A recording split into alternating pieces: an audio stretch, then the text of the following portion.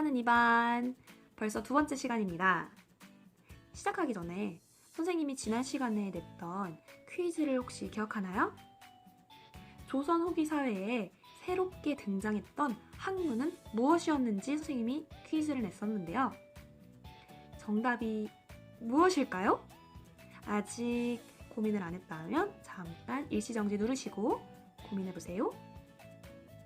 정답은 네! 바로 실학이었습니다. 맞은 친구들 잘했어요. 자, 틀린 친구들도 다음 퀴즈를 기대해 보시고요. 자, 오늘은 조선 후기의 사회 문제를 해결하려는 노력, 사회적인 문제들을 해결하는 노력의 하나인 실학에 대해서 알아보도록 하겠습니다. 실학이 무엇이냐 이야기하기 전에 우리가 이야기해봐야 하는 한 가지의 학문이 있어요. 바로 조선 사회를 꾹 잡고 있었던 원래 조선 사회에 가장 중요했던 학문, 그것의 이름은 바로 성리학이었습니다. 성리학은 쉽게 얘기하면 우리의 마음에 대한 연구를 했던 학문이라고 보시면 돼요. 중국 송나라에서부터 시작돼서 우리나라로 들어오게 된 그런 학문이고요.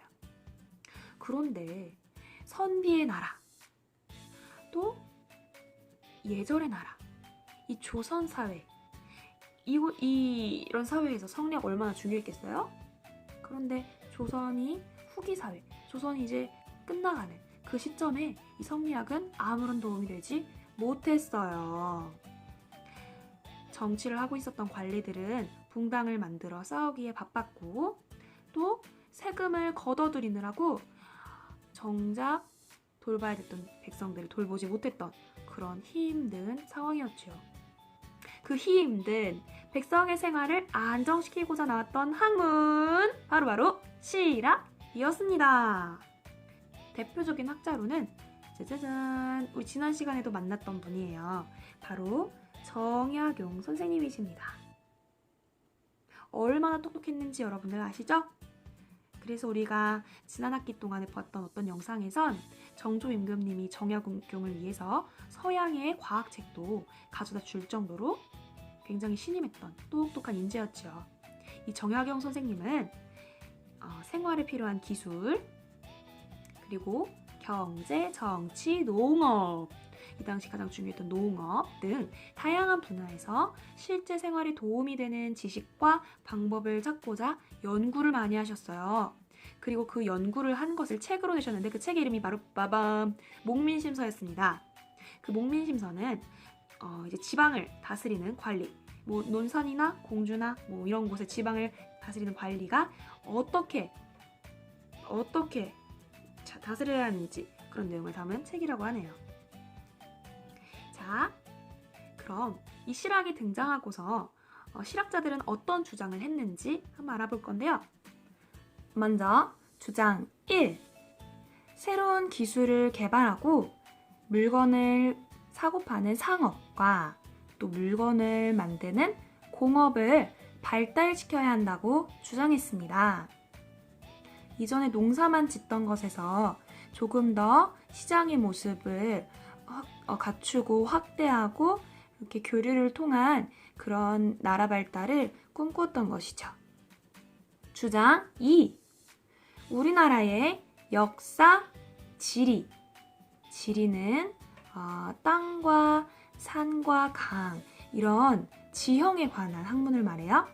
역사, 지리, 언어, 자연을 연구해야 한다고 주장했습니다. 주장 3. 지금의 중국이죠.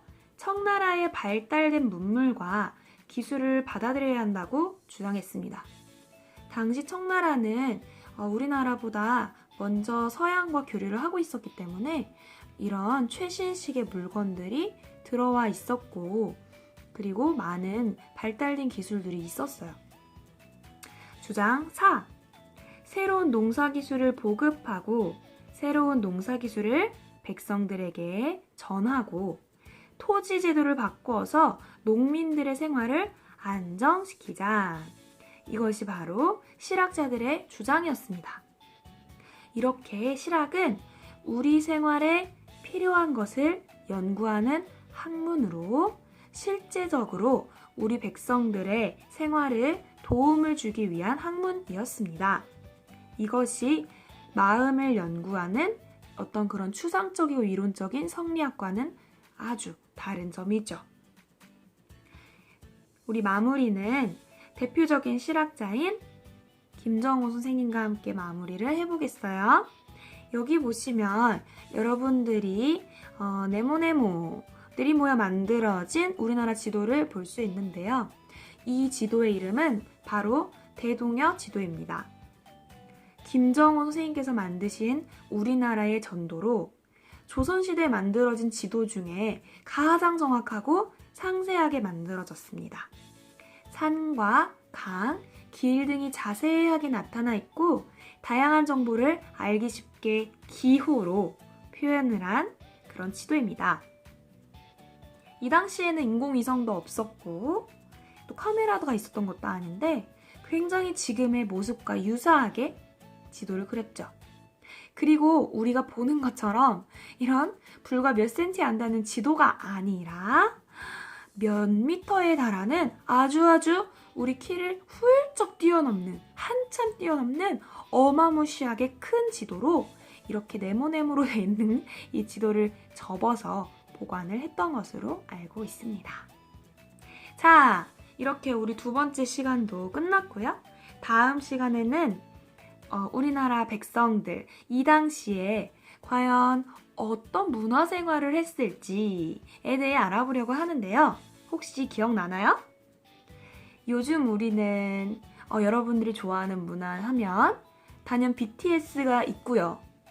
또 틱톡도 여러분들이 참 좋아하는 문화로 선생님 알고 있습니다. 그럼 조선시대의 사람들은 어떤 것을 좋아하고 누리면서 살았을까요? 다음 시간에 한번 만나보겠습니다. 안녕!